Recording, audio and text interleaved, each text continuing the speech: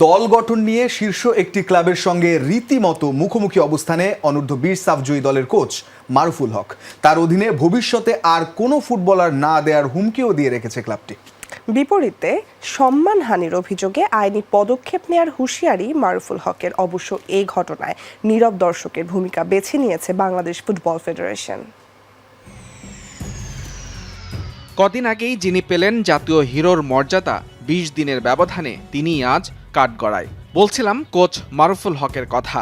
নতুন বাংলাদেশে যার অধীনে আসে প্রথম আন্তর্জাতিক শিরোপা। সাফ অনূর্ধ্ব-20 চ্যাম্পিয়নশিপে তার ক্যারিশম্যাটিক কোচিংয়ে নেপালকে হারিয়ে চ্যাম্পিয়ন হয় লাল সবুজের প্রতিনিধিরা। সেই মারুফুল যখন নতুন মিশনের প্রস্তুতি নিচ্ছিলেন, তখনই বাধে বিপত্তি।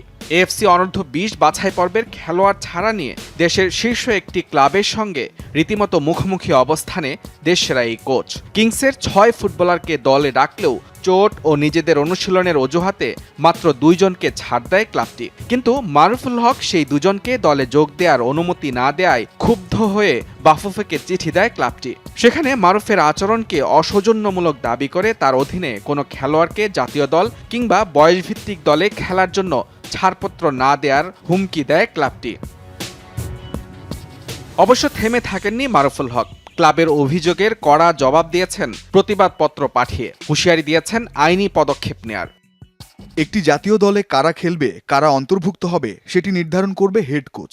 মূল স্কোয়াড থেকে কোনো খেলোয়াড়কে বাদ দিলে সেটা অসৌজন্যমূলক আচরণ হয়, এমন নজির আমার কর্মজীবনে কোথাও দেখিনি। বিভিন্ন মিডিয়ার মাধ্যমে আমাকে সবার সামনে হেয় করার যে প্রয়াস, আমি তার তীব্র নিন্দা জানাই। এ ধরনের বক্তব্য যদি ক্লাব কর্তৃপক্ষ প্রত্যাহার না করে, তাহলে আমি তাদের বিরুদ্ধে আইনি পদক্ষেপ নিতে বাধ্য হব। তবে এ ঘটনায় রীতিমতো দর্শকের ভূমিকায় ফুটবল ফেডারেশন। বড় একটি টুর্নামেন্টের আগে দুই পক্ষের বিবাদে যে দায়িত্বশীল ভূমিকা নেওয়ার কথা, সেটি নিতে পারেনি বাফুফে, যার প্রভাব পড়বে বয়সভিত্তিক এই দলটির ওপর।